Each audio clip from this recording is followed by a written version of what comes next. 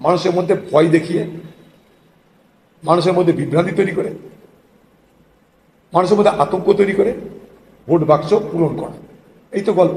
রাজ্যের যে বিভিন্ন প্রশাসন, সে প্রশাসনের তৎপরতা যত বাড়বে তত বাংলার বাইরে যারা বাংলার পরিযায়ী শ্রমিক আছে তাদের সুরক্ষা আরও বাড়বে বলে আমি মনে করি। নির্বাচন কমিশনকে সামনে রেখে সরকারি দলে মানুষের ভোট অধিকারকে নেওয়ার একটা প্রক্রিয়া। বিহারের পর বাংলায় ভোটার তালিকা সংশোধনের কাজ শুরু করার কথা ভেবেছে নির্বাচন কমিশন। সেই মতো প্রস্তুতিও শুরু হয়ে গিয়েছে।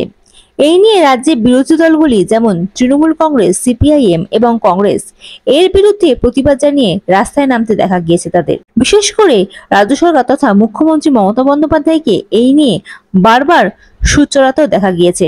এই নিয়ে প্রদেশ কংগ্রেস নেতা অধীর রঞ্জন চৌধুরী তীব্র আক্রমণ করেন। তিনি বলেন, নির্বাচন কমিশনকে সামনে রেখে সরকারি দলের মানুষের ভোটাধিকার কেড়ে নেওয়ার একটি প্রক্রিয়া।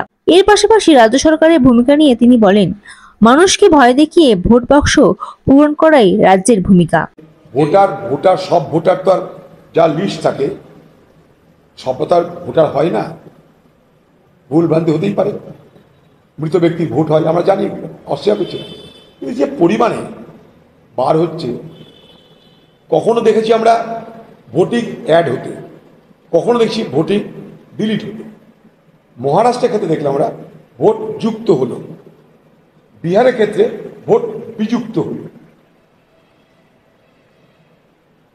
মহারাষ্ট্রে যেটা হয়েছে, হঠাৎ করে লক্ষ লক্ষ ভোটার বেড়ে গেল অস্বাভাবিকভাবে লোকসভা আর বিধানসভা নির্বাচনের মাঝখানে, অর্থাৎ সেখানে ভোট যুক্ত হলো। বিহারের ক্ষেত্রে কি হচ্ছে, ভোট বিযুক্ত হচ্ছে, এখানে যুক্ত কিছু হচ্ছে না। তাহলে এখানে তো জনসংখ্যা বেড়েছে, এখানে জনসংখ্যা যদি বাড়ে তাহলে মহারাষ্ট্রের মতো করে এখানে যুক্ত হচ্ছে না কেন? এই যুক্ত বিযুক্তর খেলার মধ্যে রয়েছে নির্বাচন কমিশনকে সামনে রেখে সরকারি দলে মানুষের ভোট অধিকারকে নেওয়ার একটা প্রক্রিয়া। বিহারে সরকারটা ওদের বিএলও ওদের, ফলে ওখানে যেভাবে করতে পেরেছে বাংলায় নিশ্চয়ই পারবে না, কারণ বাংলায় বিএলও মানে সরকারি দলের লোক হবে, ফলে এখানে যা খুশি তা করতে পারবে না বলে আমার মনে হয়। কিন্তু মানুষ সতর্ক হচ্ছে, যে হারে প্রচার চলছে তাদের মানুষের সতর্কতা বাড়ছে। তাই মানুষ চাইছে যে নথিপত্র ঠিক রাখবে। সমাজ মাধ্যমে নানা রকম ভয় ভীতির বাতাবরণ তৈরি হচ্ছে, নানা রকমের মিথ্যা অপপ্রচার হচ্ছে, সব মিলে মানুষের মধ্যে আতঙ্ক তৈরি হয়েছে। অনেক সময় পাওয়া যাবে পশ্চিমবঙ্গের সরকারকে মাথা ঘামাতে হবে।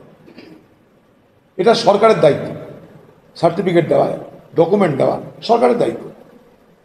অন্য রাজ্যে বাংলার মানুষকে যেমন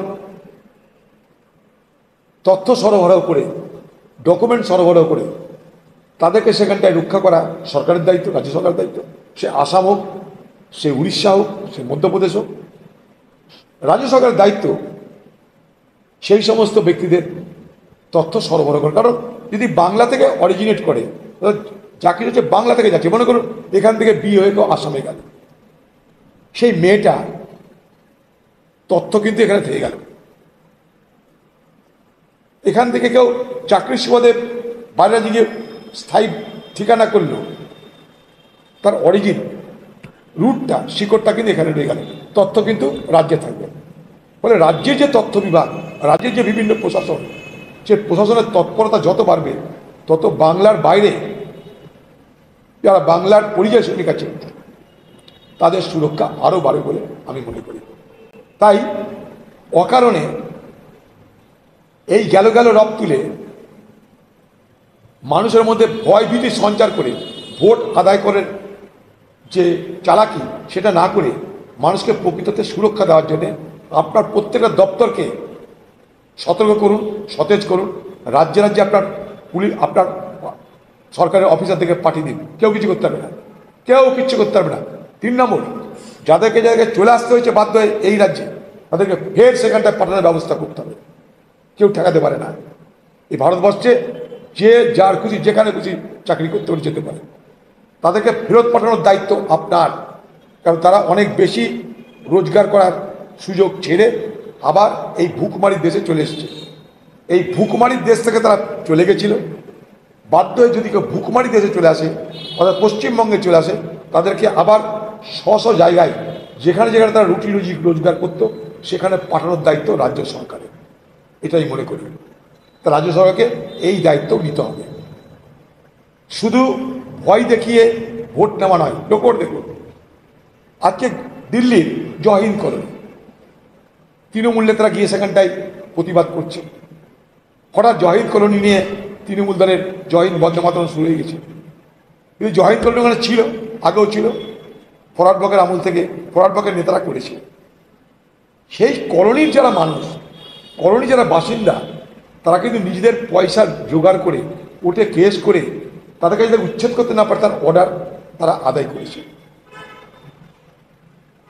তখন কিন্তু পশ্চিমবঙ্গে তৃণমূল দেখতে জানি তাদের নিজেদের পকেটে পয়সা খরচ করে তারা কোর্টে গিয়ে তাদের নিরাপত্তা সুরক্ষার ব্যবস্থা করছে।